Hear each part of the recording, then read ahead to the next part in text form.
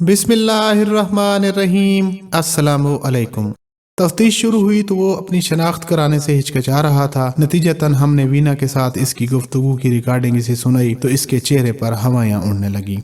उसने बच्चों की तरह रोना शुरू कर दिया और मुआफ़ी मांगने लगा। उसने बताया कि मैं पाकिस्तान एटॉमिक एनर्जी कमीशन में इंजीनियर हूँ और खन्ना के साथ मेरी मुलाकात लाहौर से इस्लामाबाद आते हुए एक बस में हुई थी। हम बहुत जल्द दोस्त बन गए और खन्ना ने मुझे एक खूबसूरत हिंदू लड़की से मिलवाने की पेशकश की जिसे मैं ठुकरा ना सका। हमारे लिए इसमें हैरत की कोई बात न थी कि भारतीय खुफिया अदारों ने चाकिया की तालीमात के मुताबिक रंडियों से जासूसी का काम लेने को भी अपने कल्चर का हिस्सा बना रखा है। इस खेल को आगे बढ़ाने के लिए हमारे पास और बहुत से रास्ते थे। पहले हमने सोचा कि परवेज से डबल एजेंट का काम लिया जाए, मगर बाद इसकी मुलाजमत की हसास नौयत को देखते हुए हमने अपना इरादा मनसूख कर दिया। ताहम इस वाक़े की एक रिपोर्ट इसके मुतलका महकमे को भिजवा दी गई और परवेज को मुलाजमत से फारिग कर दिया गया। बहरहाल परवेज से मुलाकात के बाद मिस वीना अभी होटल के कमरे में मौजूद थी। या तो वो खन्ना का इंतजार करती या फिर एम्बेसी फोन करती कि होटल में मेरी ड्यूटी पूरी हो गई है और मुझे आकर यहाँ से ले जाया जाए। अब हमारे पास होटल का महाज ही था और वक्त बहुत कम। वीना तक रसाई हासिल करना खतरे से खाली न था। वो हमारे किसी भी एहलकार की कमरे में मौजूदगी की सूरत में अलार्म बजा सकती थी और हमारे लिए एक पेचीदा सफारती तनाज़ा पैदा हो सकता था। दूसरी जानिब ये एक ऐसी सूरत हाल थी जिससे फायदा न उठाना हमारी खुफिया रिवायात के खिलाफ था। किसी भी रिस्क की सूरत में कामयाबी की तवक्को 50-50 थी। ताहम मिस वीना की शख्सियत और किरदार को सामने रखकर हमें इस बात का यकीन था कि अगर इस सूरत हाल में महारत और चाबक दस्ती से काम लिया जाए तो इस भारतीय माता हरी को शीशे में उतारना मुश्किल न होगा। हमारे लिए ये $1 मिलियन चांस था जिसे आजमाया जा सकता था। हमने लम्हों में हतमी फैसला किया और कुछ ही देर बाद हमारे रूम सर्विस वाले इसी वेटर ने कमरे के दरवाजे पर दस्तक दी। बाजार को चाय की ट्राली वापस लेने गया था। प्लान के मुताबिक उसने कमरे का दरवाजा खुला रखा, वीना से रस्मी दुआ सलाम की और इस इसना में हमारा केस अफसर भी कमरे में पहुंच गया। ये हिकमत अमली इसलिए इख्तियार की गई थी ताकि वीना अपने सफारत खाने फोन न कर सके। अगर खन्ना खुद आ जाता तो इस सूरत हाल के लिए भी हमारा एक आदमी तैयार था। मंसूबे के मुताबिक केस अफसर होटल के सिक्योरिटी एग्जीक्यूटिव के रूप में कमरे में दाखिल हुआ, अपना तारुफ करवाया और होटल की सर्विस के बारे में मामूल की गुफ्तगू करने लगा। वीना को जरा बराबर शक न गुजरा। उसके लिए सब मामूल की बात थी। वो इंतहाई मुतमईन और खुशगवार मूड में थी। हमारे अफसर ने बात को आगे बढ़ाते हुए भारतीय साड़ियों फिल्मों के बारे में गुफ्तगू शुरू कर दी। वीना ने इस गुफ्तगू में दिलचस्पी लेना शुरू कर दी और हमारे ऑफिसर को बैठने के लिए कहा। वेटर ट्राली लेकर चला गया और गुफ्तगू का मौजू जाती मालूमात तक आ गया। हमारा वार कारगर साबित हुआ। वीना जल्दी हमारे केस ऑफिसर को तुम कहने की हद तक आ गई। वो बातों में इस कदर महव हो गई कि इसे सफारत खाने फोन करना भी याद न रहा। उधर खन्ना और इसके अफसरान बाला यकीनी तौर पर इस बात पर जामे मुसरत पी रहे होंगे कि बालाखिर उन्होंने पाकिस्तान एटॉमिक एनर्जी कमीशन से एक बड़ी मछली को अपने जाल में फंसा लिया था। ऐसा ऐसा हमारे ऑफिसर का लहजा तब्दील हो गया और इसकी गुफ्तगू मानी खेज होती गई। जब वीना को एहसास हुआ कि होटल के इस ऑफिसर को वीना की इस कमरे में आमद और इसके मकासद से पूरी तरह आगाही है तो वीना की सूरत एक ऐसे मजबूर, बेकस और भूखे बच्चे की सी हो गई जिसे बेकरी से डबल रोटी चोरी करते हुए रंगे हाथों पकड़ लिया गया हो। इसकी आंखें भर आईं और इसकी आवाज किसी गहरे कुएं से आती हुई महसूस होने लगी। वीना ने अपनी दास्तान हयात सुनाना शुरू कर दी। वीना ने बताया, मैं अपने वालदैन की अकलौती औलाद हूँ। मेरे वालदैन ने मेरी परवरिश अपनी इंतहाई गुर्बत और कसम पुरसी के बावजूद बड़े नाज और नाम से की। मैंने 2 ही साल पहले ग्रेजुएशन की है। जहेज की लानत से तो आप अच्छी तरह आगाह हैं। मेरे ख्याल में पाकिस्तान में भी ये लानत अभी तक मौजूद है, जिसकी वजह से हजारों लड़कियां अपने बालों में चांदी के तारों का इजाफा किए माँ बाप की दहलीज पर बैठी हैं। भारत में भी बहुत सी लड़कियां मुआशरे की इस दलदल में फंसे हुए हैं। मेरा ख्याल था कि तालीम मुकम्मल करने के बाद टीचर बनूंगी, मगर कोशिश के बावजूद मुझे नौकरी ना मिल सकी। फिर एक रोज मेरी एक दोस्त के खामद ने मुझे अपने एक दोस्त से ये कहकर मुतारिफ करवाया कि ये एक आला सरकारी अफसर हैं और तुम्हारे लिए मुलाजमत का बंदोबस्त कर सकते हैं। बाद में मुझे इल्म हुआ कि इनका ताल्लुक भारतीय इंटेलिजेंस से है। उन्होंने मेरा सरसरी सा इंटरव्यू लिया और मुझे बताया कि मैं तुम्हारे लिए नौकरी का इंतजाम कर सकता हूँ, मगर ये नौकरी भारत में नहीं पाकिस्तान में भारतीय एम्बेसी स्कूल में होगी। ये अल्फाज मेरे लिए इंतहाई खुशकुन थे। मेरे लिए किसी दूसरे मुल्क में जाने का तस्वुर ही इंतहाई दिलकश था।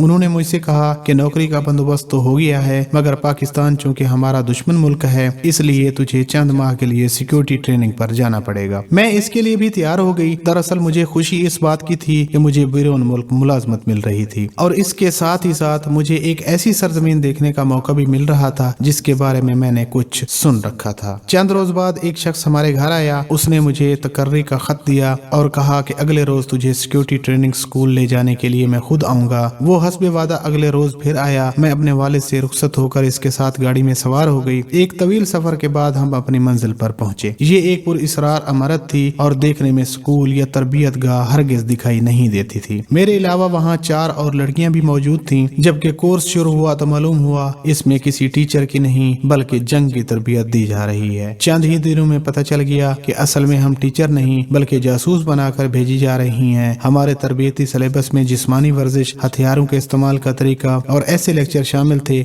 जिनका मकसद पाकिस्तान के खिलाफ शदीद नफरत पैदा करना था। इलावा जी अपने शिकार को जहनी तौर पर अपना ताबे बनाना और खुफिया राज मालूम करना भी हमारी तरबियत का अहम हिस्सा था। हमें ब्लू फिल्में दिखाकर भी बताया जाता कि किसी भी मजबूत से मजबूत असाब के मर्द को किस तरह अपना असीर बनाया जा सकता है। हमें जिनसी इख्तलात के मुख्तलिफ तरीके भी बताए जाते ताकि हमारी कारकर्दगी में कोई कसर न रह जाए।